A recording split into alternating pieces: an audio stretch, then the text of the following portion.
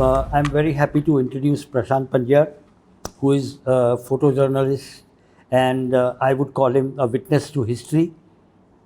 And this is his exhibition behind us.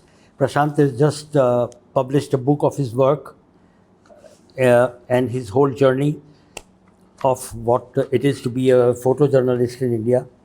So I'm going to have a talk with him, and it's a free-flowing talk. So please bear with us and we will be going back and forth. It doesn't have to go so much in chronological order that we normally do, but it will go back and forth in the subject matter and the content.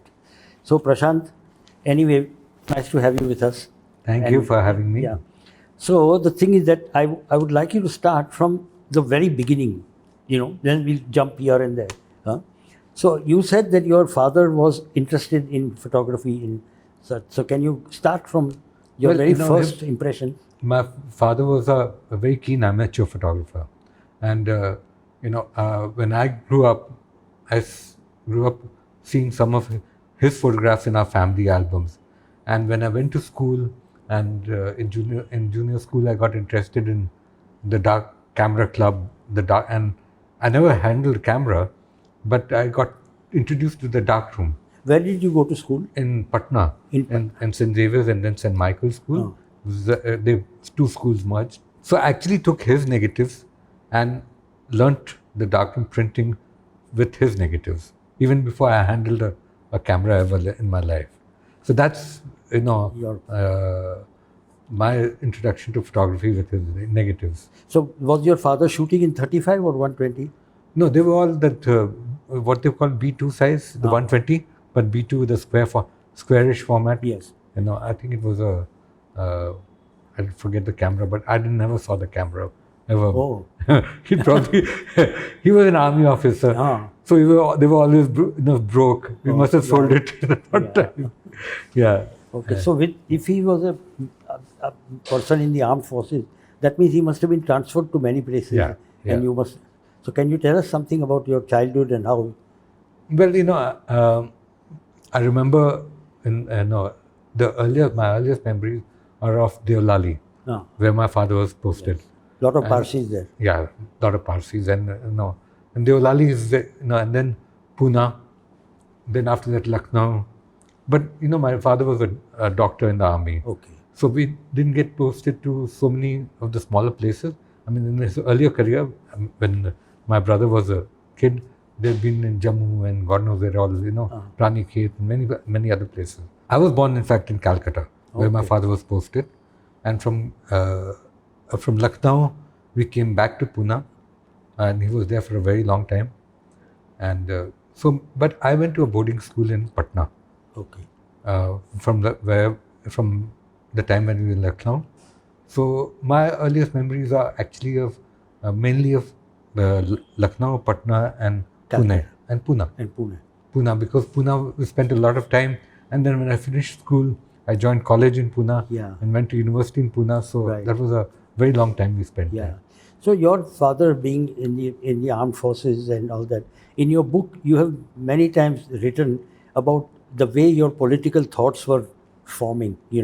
I don't mean politics in the sense of parties or anything like that, but as a kid you must be you were looking around, and there were things that, because slowly you were left leaning in whatever your thinking was that during the time realization of difference in people's lives and all, did it come during your school or later on? No, later, in college. In fact, I guess partly in school, but not so much, because our school was, it was run by Jesuit priests, and they were very left, sort of progressive.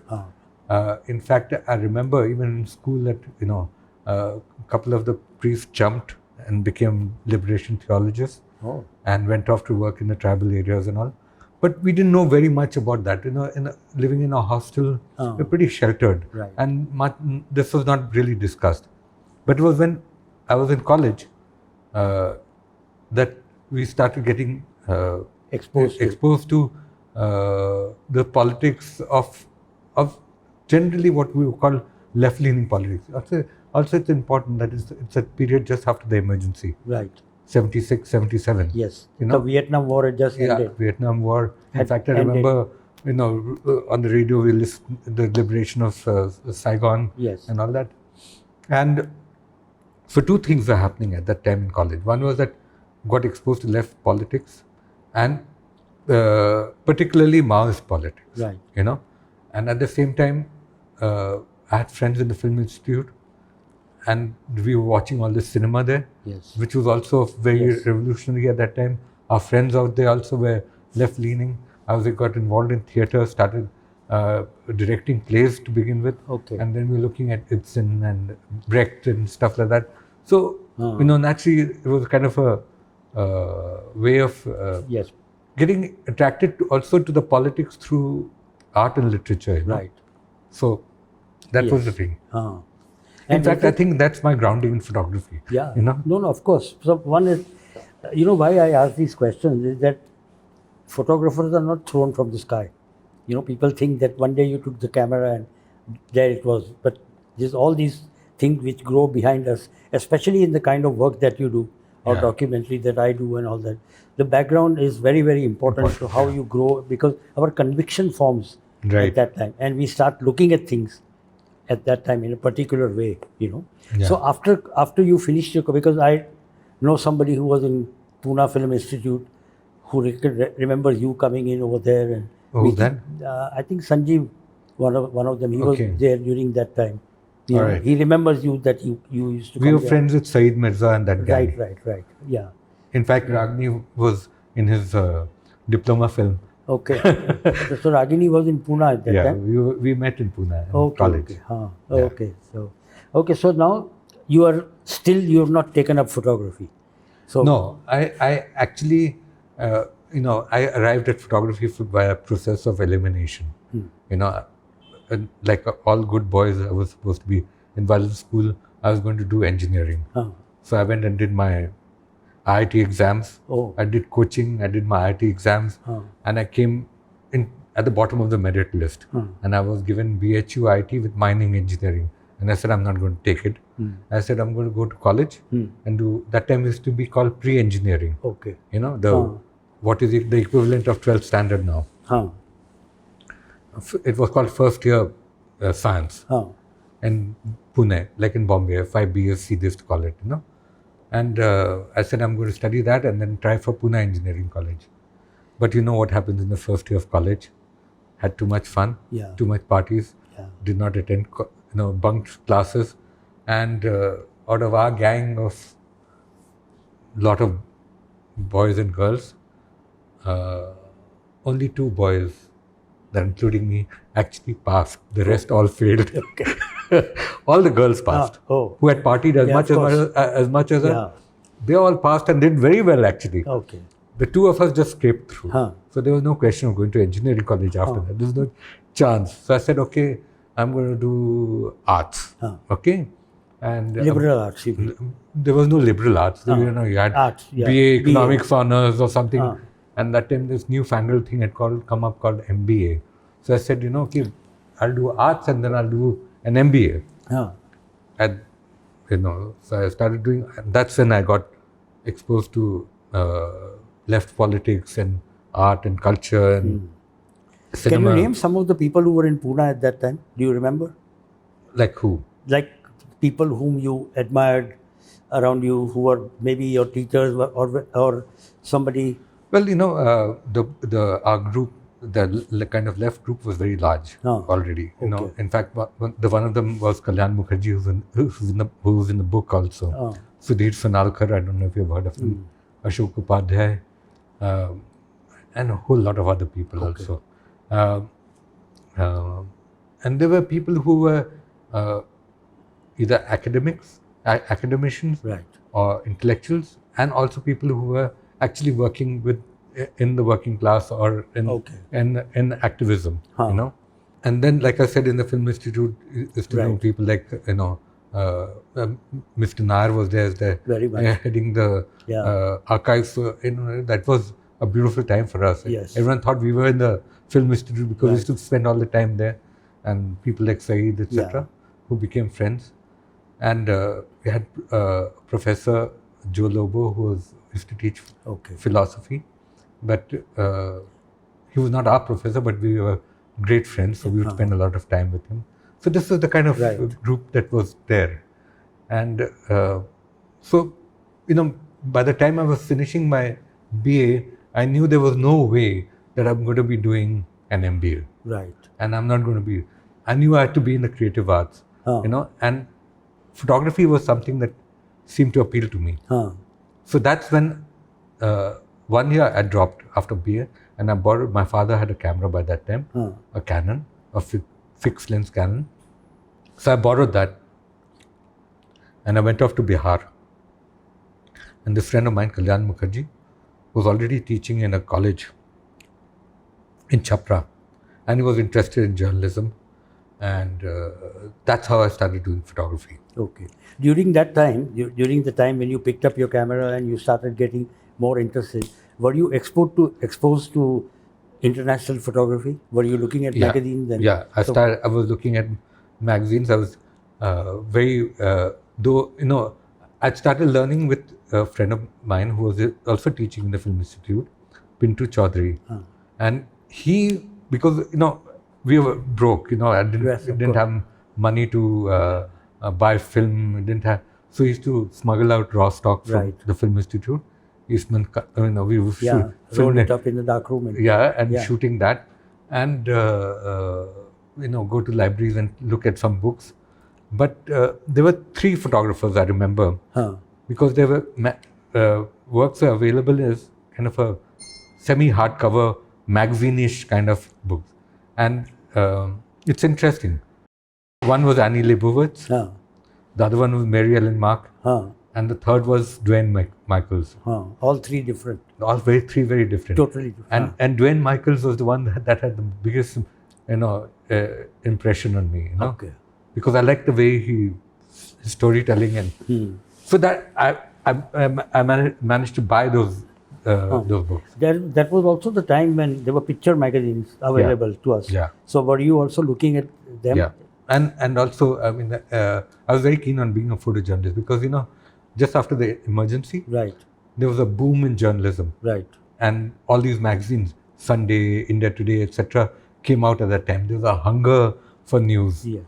Hunger to know about what was happening in this country in those 26 months when everything was censored. Right. So there were great stories coming out. There was great work coming out. Raghu Rai was dominating the scene with India Today. And of course, I was very impressed with that. All this was happening at the same time. Kalyan and I were working on a research. We got landed up with a research project in Patna, in Bihar, on the Naxalite movement. Okay. In Bhojpur. Okay. Where we spent 4 months working on a National Labour Institute research project, and that became my real grounding in. And my first pictures that were published were from there also. Okay, but you don't have them in the exhibition or here. Negatives. White ants. White ants. Yeah, even. They were gone. Yeah, no, because we were all very careless about keeping our work. Very careless. I used to have, I think, a few thousand negatives of jazz in Bombay in the 60s. And nothing is remaining with me except 2 rolls. Okay, so now that you are still in Patna. Not Patna, but in Bihar. In Bihar. And you did, and these photographs were for which magazine? Well, it was because there was some other... Was it for some NGOs? And No, it was, one was published in Link magazine, one was published in Times of India. And I was keen on being a photojournalist then. Right. And I told my dad that I'd like to go, I don't want to do MA and all that. Enough. I want to go to Delhi and I'll rent a Barsati and I'll start work as a photojournalist, and can you help me out with some money to buy a camera and all that? So he said, sorry, I don't have money for all this, and you better give back my camera because I bought it for almost a year because I need to do my work also. Right. So you give it back. And he said, sorry, bad luck. I don't have the money. So, but he said, but as your dad, it's my responsibility to educate you. So if you say you want to go back to do an MA, then I'll have to pay for it. I said, okay, theek hai. go back to do an MA. But you'll go to Delhi and do your MA. No, I went back to Pune. Oh. I went back to Pune, which Okay. was, because I could get into the university and all that. And I'd done fairly well in my BA by that time. So I went back and I was still very keen. I had a bit of a, ambivalent attitude towards photography by then, because that time in Bhojpur during the Naxalite movement, I was a bit concerned about what photography meant, because, the first time you're very young, I was 77, so I was 20 years old, and you land up in a village where the landlord army has burnt everything, the people crying, and women have been raped, and you're there with a camera, and you wonder, what the hell are you doing? So I was a bit, which is why I also agreed that I'll go back and do my MA, because I said maybe I should not be doing this, this invasion of privacy kind of thing. But then by the time I was in doing my MA, I was still very passionate about doing photography, which is when two friends of mine who worked in the Bank of Maharashtra said, Ki, Ajo, we'll give you a loan under the educated unemployed, where you can employment promotion program where meant for people buy auto rickshaw, thela with bananas to sell. So I took money to buy your camera. And set up, because I couldn't do journalism, but I could say I'm going to do commercial and industrial photography. So I started doing that. I had a dark room and I had studio lights and all that kind of thing. But I was useless at that work and broke and in debt. So I finished my MA and then I said, enough, sold off everything and said I'm going to move to Delhi and actually try to be a photojournalist. That was 81. 81. Yeah. Okay. So now your beginning years in Delhi. So I came there as a freelancer. Looking for work as a freelancer. But people will want your portfolio or something, no? Yeah, so I had a little bit, not very much, just a little bit, and enough to show. But that was a time when it was very difficult to break into journalism as a photographer, because it was very hierarchical. Right. And especially in Delhi, which was dominated by the photography departments in the newspapers and magazines, were dominated by the old partition gang, all the people who were in Lahore and all, their families who had studios in Shimla. Remember those, they all came, they set up the shops in Bhagat Singh Market, and they ran studios there, and they sent one son to be a doctor, and the joke used to be that the most useless son was sent off to the newspaper to be a photographer, But it was that way. A lot of the older families were there. So they had already taken the positions in the new magazines. And the newspapers also. Newspapers also. Right. So it was a kind of a very different. In fact, I guess I must have been one of the few sort of outsiders who came. They were always there. There was even the people like Satyan, the film. Of course. Satyan, Tyagarajan. It was actually a clan of at least 4 or 5 brothers who even now are there in photography. Right. But Satyan, wasn't he based more in South India? Yeah, but his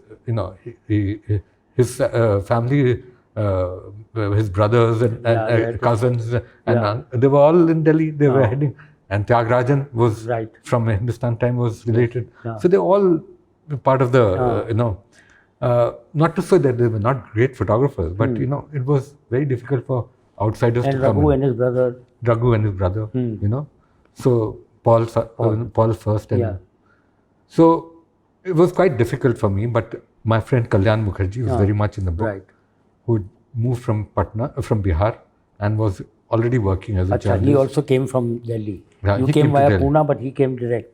No, he from Pune. He'd gone to teach in a college in Bihar, and then he went.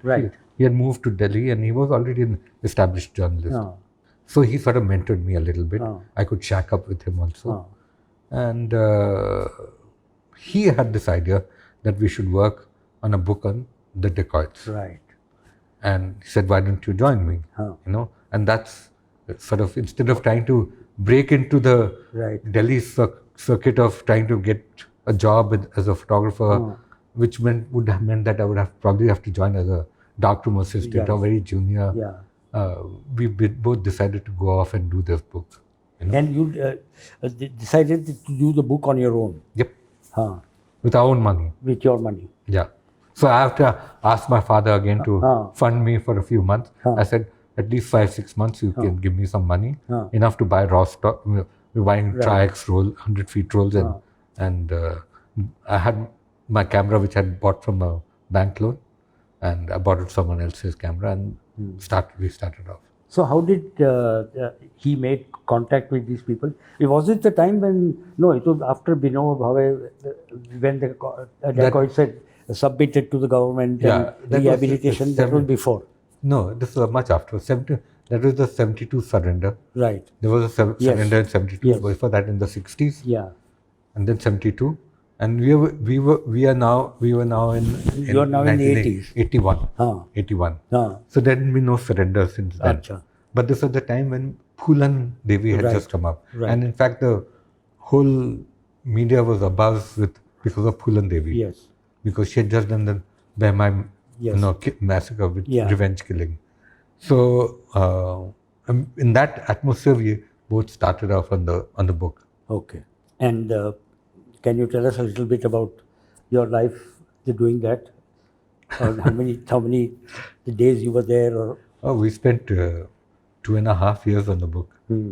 Because it is one of the stories that you spent a lot of time, because in other stories you've been in and out of the situation. As a journalist, because when we started, and so we were basically, because we were financing it ourselves, we had to try and sometimes get an assignment and find a way to go there, or have friends who were helping us, putting us up. So like that, we started going around, and then we had actually started with the idea that it will be, and this was Kalyan's idea, because the idea was his, that it will be a kind of a sociological work on social banditry in the Chambal, not a biography or a kind of thriller, but just like very much like taking the example of the Mexican Zapata, and and the books written that on what it meant. So we were approaching it in a very academic way. In fact, then Brijraj. It's a very romantic say that he was Zapata, because Zapata was somewhere else and these guys were somewhere else. Yeah. But that was the idea of a book. Working not in terms of Zapata, but we'd seen works on what the Mexican Revolution, everything, and the way it was approached in the manner in which the book was approached. So but was there absolutely any similarity between the banditry in India? Nothing. No. The banditry and the traditional Chambal dacoit was always a feudal and sort of reinforced the feudal system. He never challenged the system. Okay. He may challenge a caste, upper caste, but never challenge the system. Okay. In fact, they reinforced they were not there to make revolution. I mean, these things we understood later on. I mean, at that time, we were just... So, we had another writer who joined us, Brijraj Singh, as a research person. So, the three of us made a team. And we were looking at, in that, for that book, we were saying, okay, we need to study a gang also, to come to do this book. And at that time, Malkhan Singh was the largest gang in the Chambal. Right.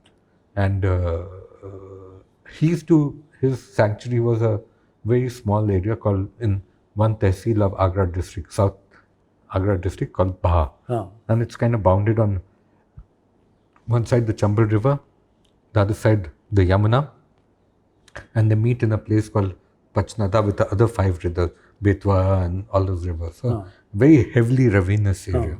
And that was his sanctuary. His area of operation was Madhya Pradesh and UP. So we said, okay, we should try and meet him. So we started going to Baha, finding out people who were close to him. and trying to get in touch with him and contact with him. And we met very interesting people through that, and many of them we stayed with. Finally, someone very close to him, but he never wanted to meet us. Right. It says so. Yeah, no, because he was. But it was only when that whole thing of his contemplating a surrender and him finding us that we might be a good media. Right. That he had his own agenda with you. Yeah, we also had our own agenda. Right. Yeah. So that's how. And so when we got involved with that negotiating the surrender, which also got me the chance to be with the gang for a short period of time, and we were able to get these pictures. And then when we started hearing the story, he said, now the book has to change. And that's why it became Malkhan, the story of a bandit king. Okay. The book changed quite a lot. Acha. It was no longer an academic study. Right. So it is the whole thing is a very sociological thing, no? I mean, yes. Banditry in the Chambal was, and it's got a very old tradition. I mean, a lot of people, and of course, in a way, it's been, if you look at Hindi cinema, I mean, it may be heavily dramatized, romanticized, but in essence, there's a truth to it. Acha. Like if you look at cinema of the 50s and 60s, it was all about this mother, who loves her children and she's the wrong.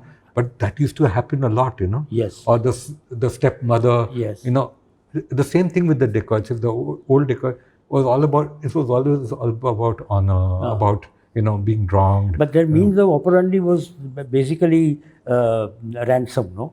Yeah, later on. Later on. Earlier, the earlier dacoits, much earlier, would do. That's why they call dacoit. That the word for dacoit comes from the dark. Basically, the British dark used to go from Delhi to the this whole region, the Chambal region and Malwa and towards Indore, and they would loot it on the way. And that's what the dacoit... Like the stagecoach is being robbed by the cow. That's how the dacoit word came. Oh, right. So it was dacoity first. Then later on, some of the gangs, and I think more so in the about 1950s or so, that they figured that ransom was much easier, and safer. You don't expose yourself much more. And there's much less killing and violence. And, you're not going into a village and trying at gunpoint, and the chances of getting ambushed and all are much less. So now in the 80s, because Mrs. Gandhi was at the peak of her power, and then the country was going through a lot of turmoil, like even the Bhindranwale thing and all started at that time. Yeah. So you were also involved in shooting some parts of the...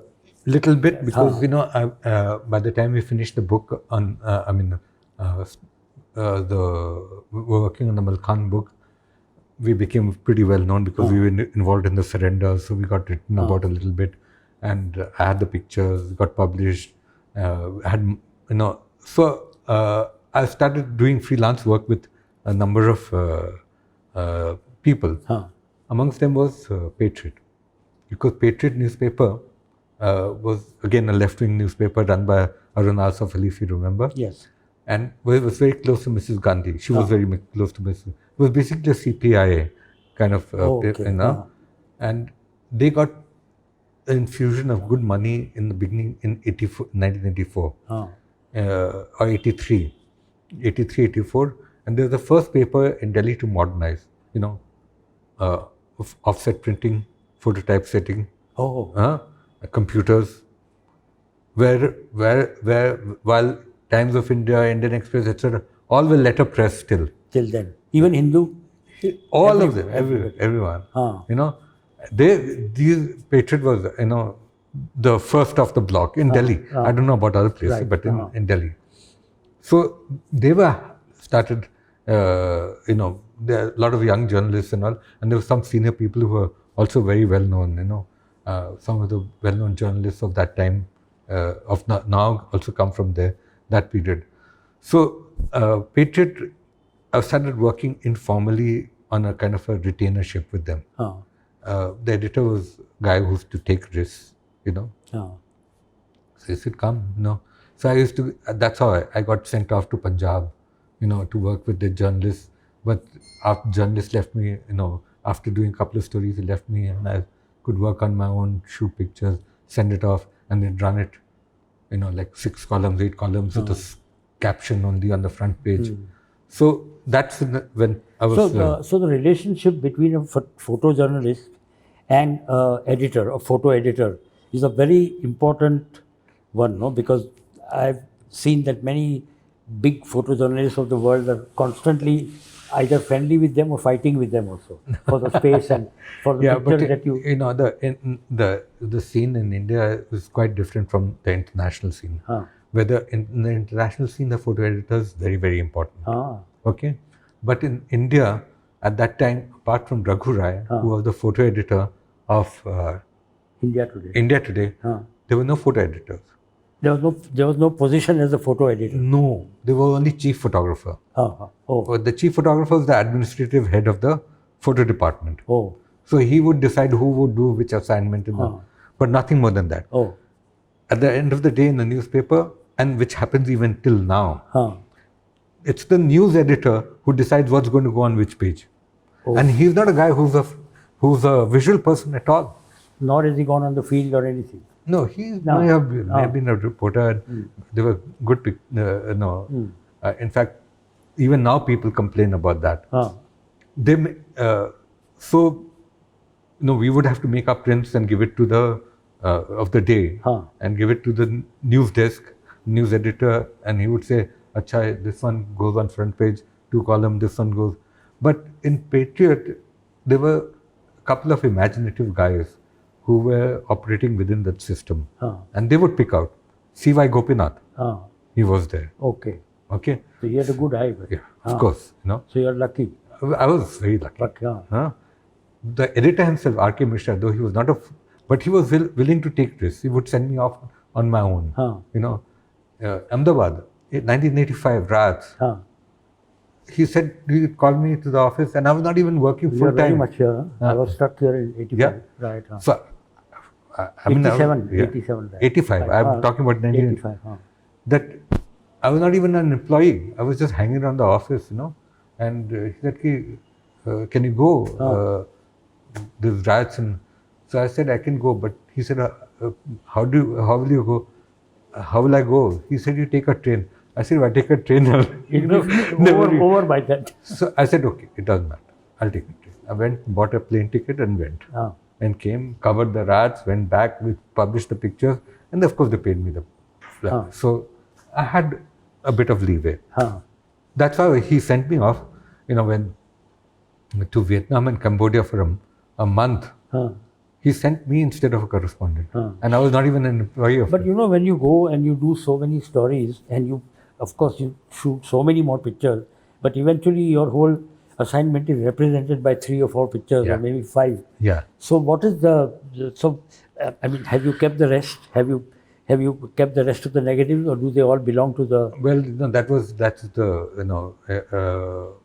in journalism, we work as a staff photographer. The copyright belongs to we are made to, like even in India Today or Patriot. Every negative belongs to them. So you have to come and give them the roles, and that's it. Yeah, but the thing is that we also, and if you're working there, you get a chance to push your case, and later on the system of having picture editors in newspapers also came up, so there was some leeway to But like I said, the difference between the West and in India was that the chief photographer's post in the newspaper became the picture editor's post. Not necessarily because they were picture editors, but they were the senior most. You got promoted.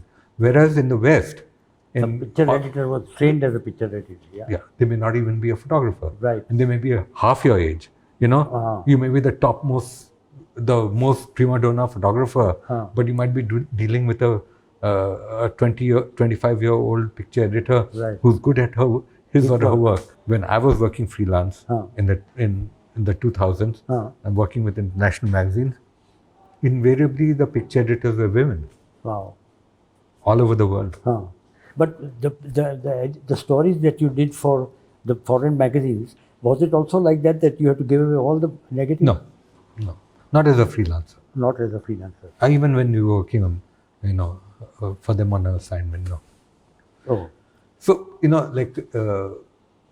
now it's a different time also, no? We are dealing with physical material, right. negatives and Yes. slides. Yes. So ownership was, now it's a different time. Everyone is shooting digital.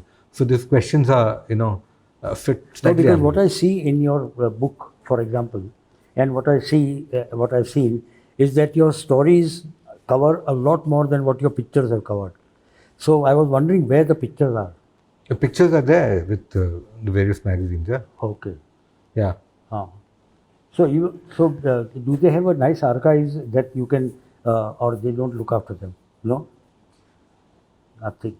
Most of them are not able to look after the archives. It's a very expensive proposition to look after an archive. Many of them have digitized some things, but at the time that they digitized the pictures, they didn't know what would be of value. If you were, suppose you were in a newspaper in the late 80s, you might think that, okay, I need to scan all the pictures of the powerful politicians, right? Now, who cares? Would you be going and looking for a picture of Sitaram Kesri? Right. Ever? Anybody would be wanting No, it. but say for example, if I'm a student of photojournalism and I'm doing research on Prashant Panjwar, and I want to look at some of the pictures that he made for Outlook or India Today, will they have something for me? Something, little bit, but not enough. Because I know the National Archives are in a mess. Well, the newspaper archives are in the first bigger mess. The problem is basically, there's so much material. Right. Right? Shoot on a day. Forget about that. Newspapers. I think the Hindu has a good archive. Right. The Hindu is the only one that. Because they have a very big photo department also. They have a good archive and they have archive stuff. The Times of India managed to archive something because they realized that they could make money out of it. Okay? But even then, not properly. But almost all of them, all other newspapers and magazines in India today, in India, Hindustan Times, Sapan Parekh, Sapan went looking for his father's negatives, Kishore's. He cried because there was nothing. Everything is gone. I knew Kishore Parekh more than Sapan Parekh. Okay. So Kishore, there is nothing of Kishore Parekh. It's all gone. Look at that. Indian Express, there was a fire. But Hindustan Times used to publish good pictures, I remember. It's all gone. 70s, Yeah. Oh. Nothing. Indian Express had a fire. Everything was burnt. Older stuff. After that, they have tried to digitize and all that kind of thing. Patriot got Paper is not there only. sold. We don't know what happened to my negatives also. I mean, what we used to do is some negatives which we managed to keep and all as important for ourselves, we kept. So some of those pictures are there from that time. Okay. That I managed to keep for myself. But otherwise, everything is gone. So archives is in a complete mess. But that's true for in India, no? Yeah. We don't have a sense of history at all. Or whatever sense of history we have is a completely false sense of history. Something of Garuda, and we invented the atom bomb, and we invented some nonsense like that, and no real thing of value. Almost like we are ashamed of it. Or we are too proud of what are mythical stuff. So that means that we are not proud of what we have just now. Yeah. So now coming to Mrs. Gandhi's assassination, because that was another tremendous upheaval in this country. We hadn't had a political assassination ever, and this thing happened. So you were in Delhi, and I was already working with Patriot on a regular basis, on a retainership as a freelancer, and Mrs. Gandhi's assassination happened. In fact, I was at INA Market when her body was brought, to the hospital, and I'd gone shopping because we used to share a flat, and we were going to have a party that night. So I'd gone to buy all this stuff, and when I heard this, I went back with dumped everything and came straight to AIIMS, luckily because we shopped, so we were well stocked for all of days of curfew, at home. But So at AIIMS must have been chaos, no? chaos. And the first riot, first Sikh to be attacked, happened right there on the road in front of AIIMS, going to INA Market, and I was there. And it was like we hadn't even thought that this would happen, that this would turn into a, you say, okay, Sikhs have killed, like, okay, assassination. Yeah. And, it was really traumatic. Then suddenly this crowd caught hold of the Sikh who was on a scooter and started beating him. You were there. You saw. No, he didn't die. By that time, the crowd had not got so bad. So I was also taking pictures, and immediately they pulled me in and kisko maro. And I just managed to free myself and run out of that mob. He didn't die, but quickly, within a couple of hours after that, the whole situation went haywire and out of control. And we were, as journalists and photographers, we were completely helpless at it. Completely helpless.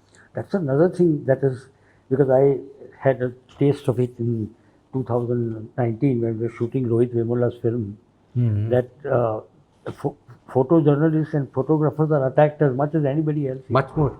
Both sides. Both sides, yeah. Yeah, both sides. Both sides. Yeah. And 1984, believe me, I think is a turning point in journalism of how the mob behaved. Because they didn't want to be photographed. Exactly. So before that, we used to watch out for the cops. Riot and all that. Cops are going to come beat us up because and because they are beating someone and taking a picture and take out your film and all that kind of thing. But not the mob. 84, the mob, the cops ran away. There were no cops in the street. So, the mob is here, you pick up your camera, then you had it. And they were ready to beat us. So, from very far off, we also saw, people being, tar being put over the head and burned. From a distance, telephoto, you take a shot and you run, shoot and scoot kind of thing, so the mob found you. I remember Pramod Pushkarna from India Today.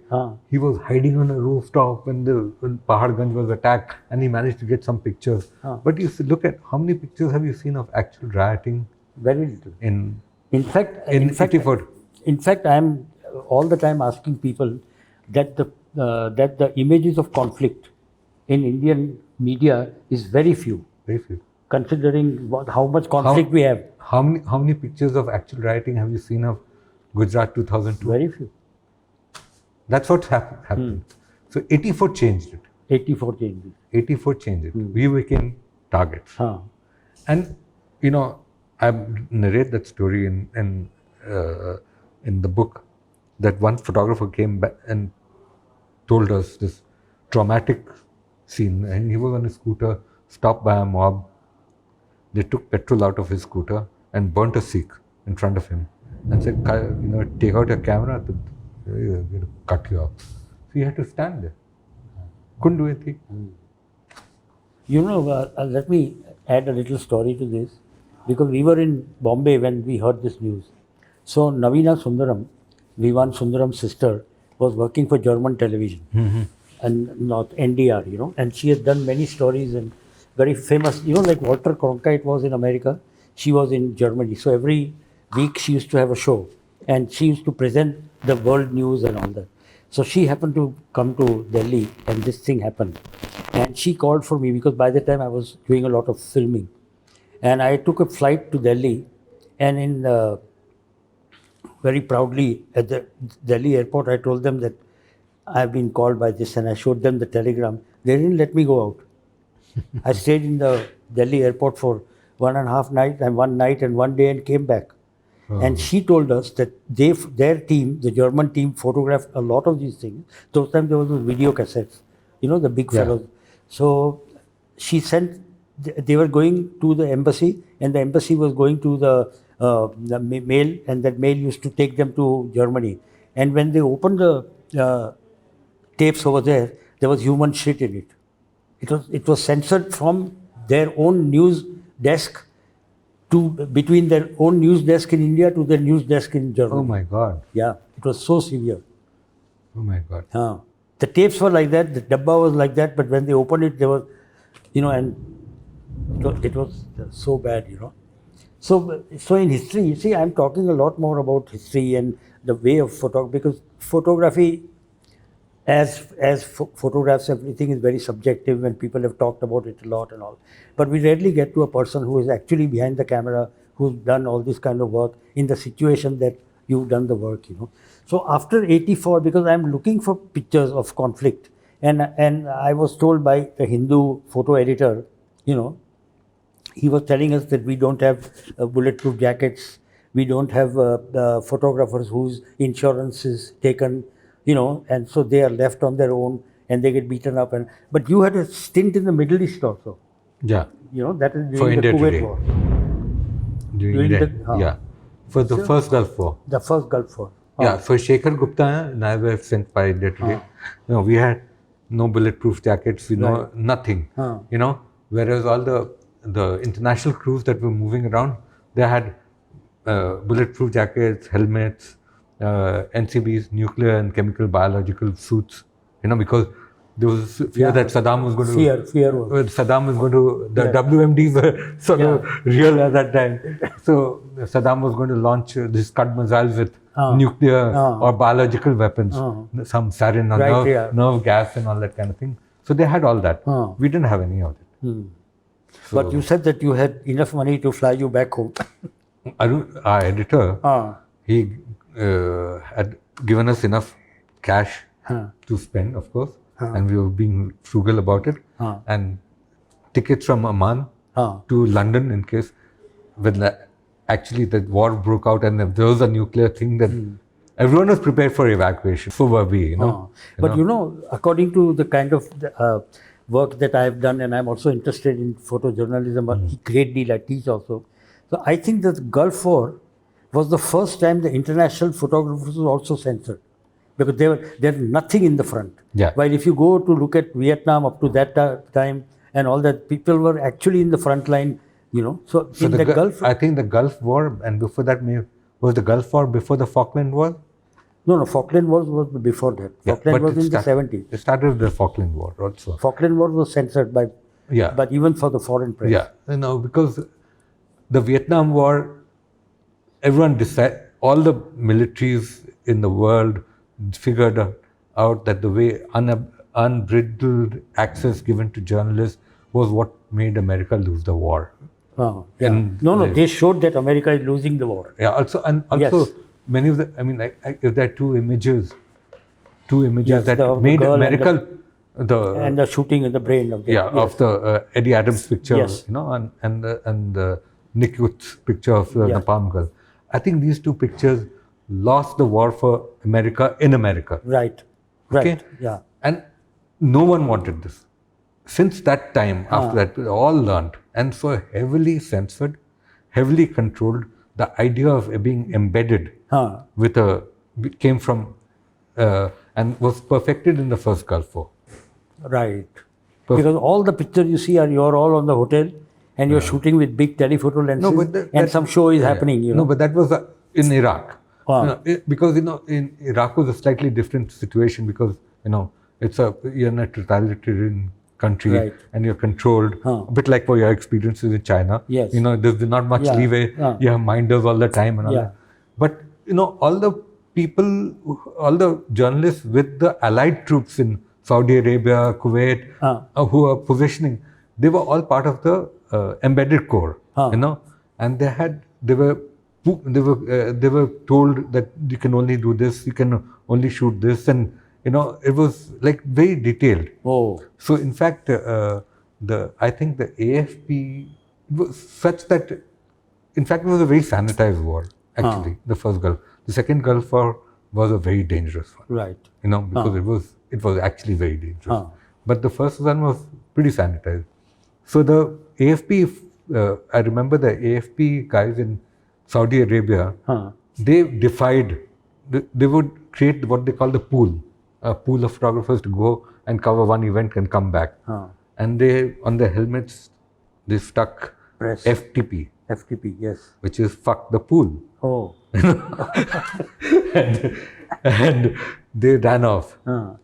broke the lines, went unaccompanied. And in fact, one of them got kidnapped by Saddam's troops and taken into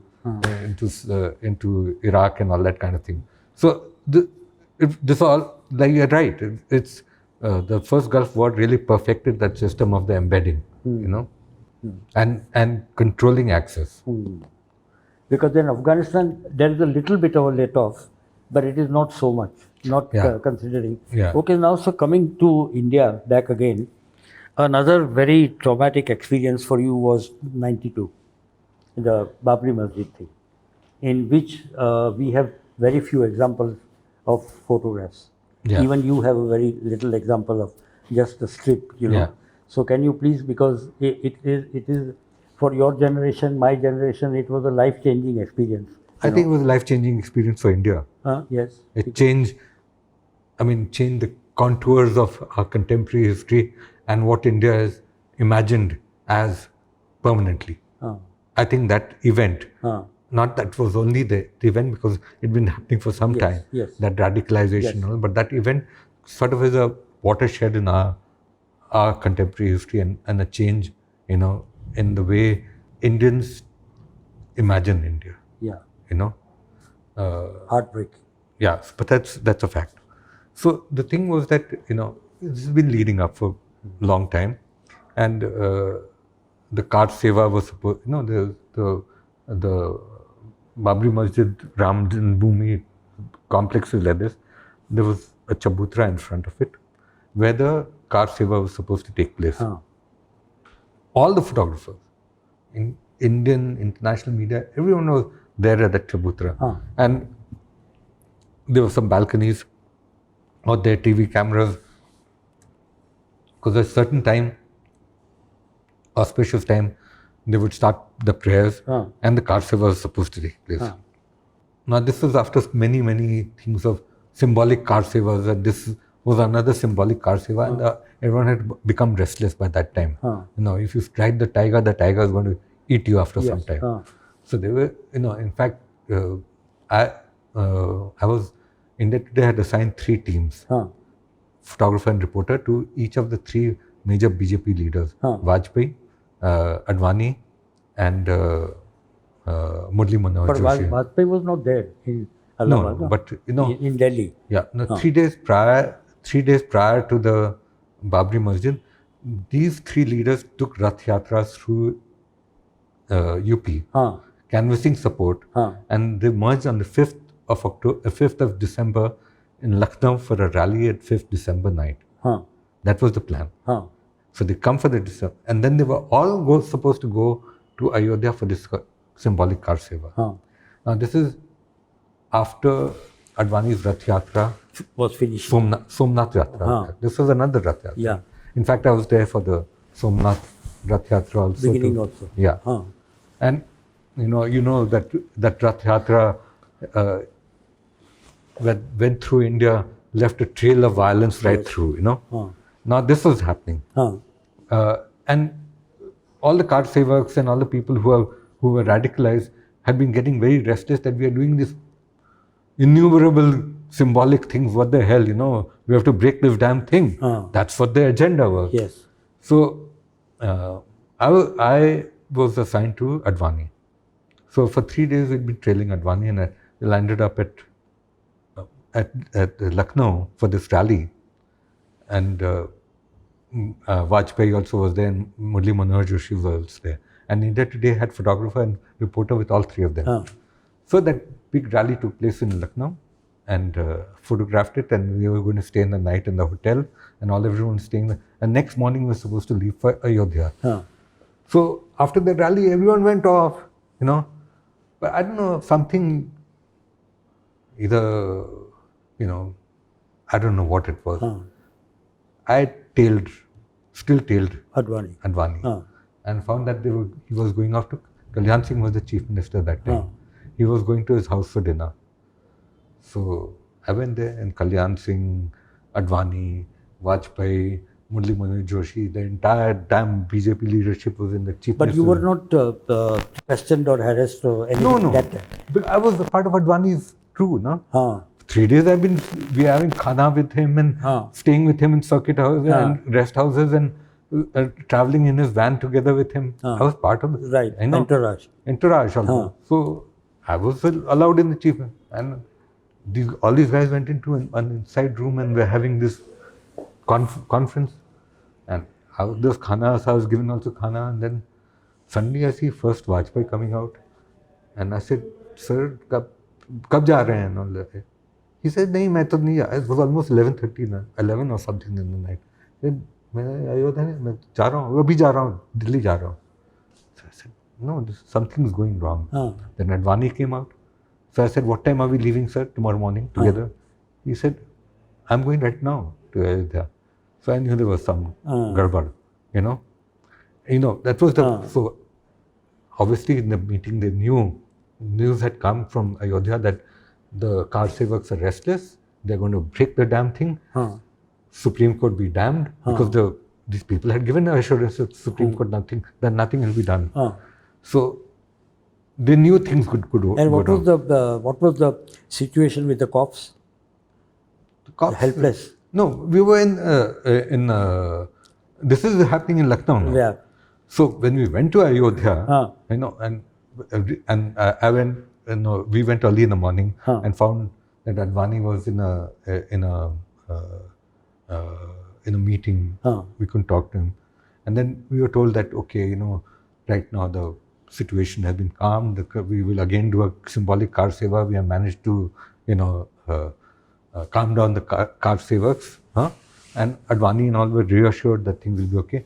That's why Vajpayee was sent back. Okay. He was to be in parliament to field all do goalkeeping there, because that was going to happen. You know? So since my job was to follow Advani. So Advani came to the Chabutra before the car seva, and then he went off to this Ram Katha Kunj, which was the main stage, which is where I could only see the domes. Yeah. And that also 2 domes, 1 dome partially because there were trees. And that was the main stage. So I was there. The rest of the media was all out there. And with the car sevaks. With the car sevak, because when when the thing was supposed to start. And obviously the plan was to break it. And so the moment the car seva began and the prayers began, these car sevaks mainly from behind, and from the front they first attacked, but the main force that attacked was from behind. So all the photographers were there.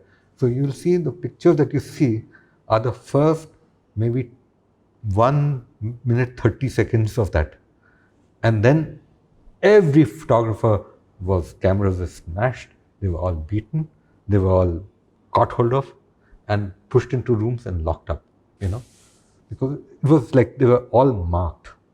Each photographer, each camera person was marked.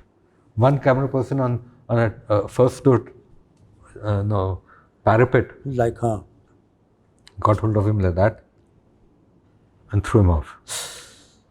We found him in a hospital in the night when we...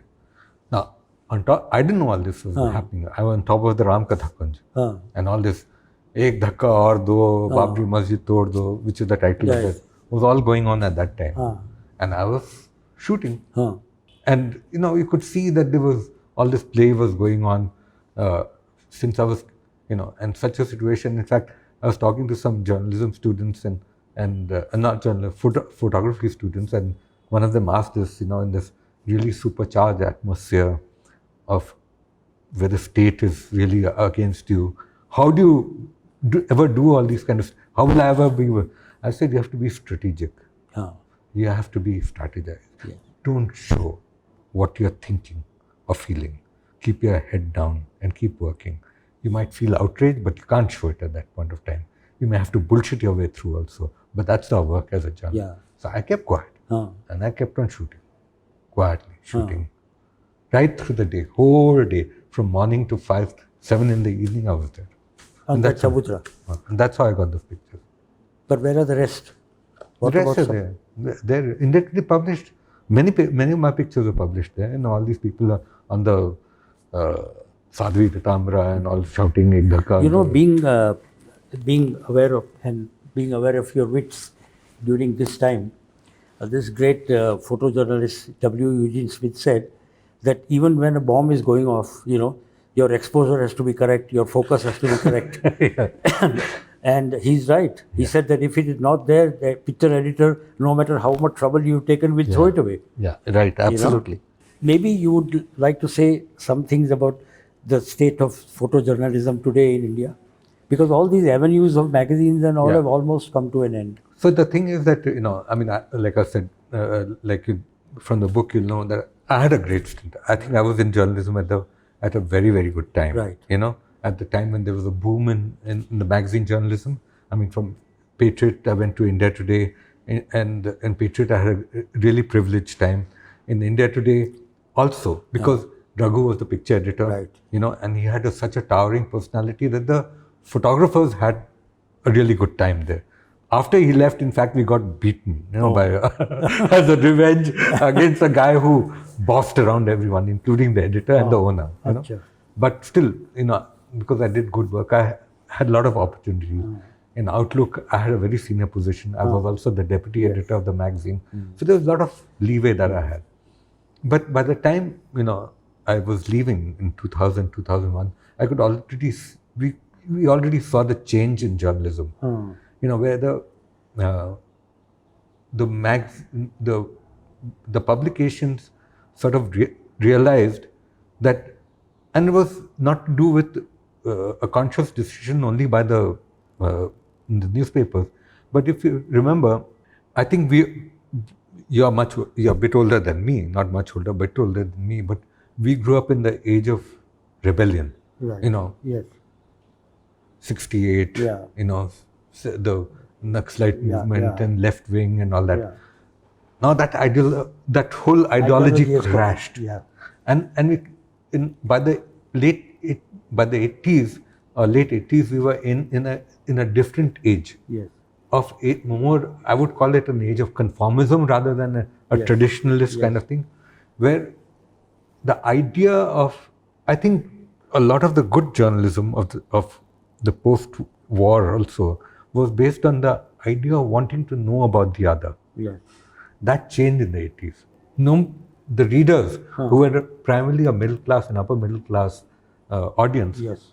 were no longer concerned about the other.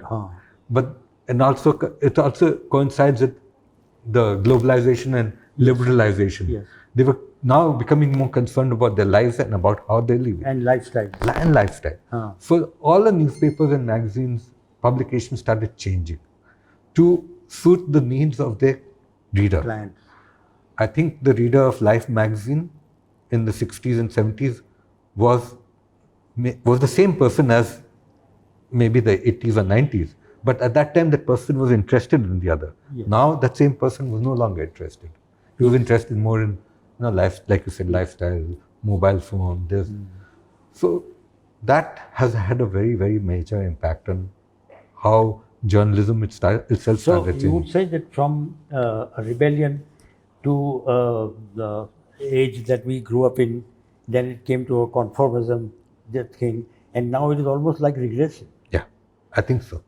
I mean, that's the politics side of it. Right.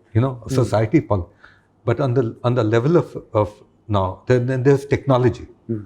Also comes the age of digital media, Yeah. So the print media becomes devalued. Right. And satellite television comes in Right. at the same time. Yeah, that has Okay. a big impact. Now, still photojournalism and still photography is primarily a print thing. It allows you to look at something, and that's the beauty of a photograph. It allows you to look at it and reflect on it. Television, the image moves, Yeah. I mean, as a filmmaker, you know that almost all the great filmmakers think almost in terms of still images, because they know that's what Yeah. will retain the memory of the film or whatever. But and with the digital age, the print medium kind of slid in the background. So I think all this has a very big impact on journalism. In fact, in the later years in Outlook, I was one of the deputy editors, and we would always be asked sometimes, and especially in newspapers, people would get asked this question: television, Star TV or whatever, news has got this footage. Why don't you have a still? Now it's not the same thing, Yeah. And then the newspaper started imitating the satellite television, the shrillness of television. You would have seen that also. Yes. I think all those things have had a very, very poor impact on journalism. And in India, as it is, it was. We got paid Very much better later on, but in comparison, it's not. There's not enough independent work. And I think apart from the war photo guys, people are not getting that great opportunities to work. In fact, if you talk to many of the newspaper photographers, they're very frustrated. Yes. They don't get sent on assignments, they don't get sent to do stories. So if you don't, and many newspapers, magazines don't spend on news gathering, which again, the time that I was there, you want to do a 3-page story, you're going for 5 days, taking slides, going to the con. Yeah. Today they say, forget it, we'll source the picture from somewhere or the other, it's done. I remember my own story that when this Ayodhya thing took place, at that time I had done 2-3 features in Frontline, photo features, and Ram and all, they were quite interested in photography. Yeah. So I told them that why don't you send me to Ayodhya?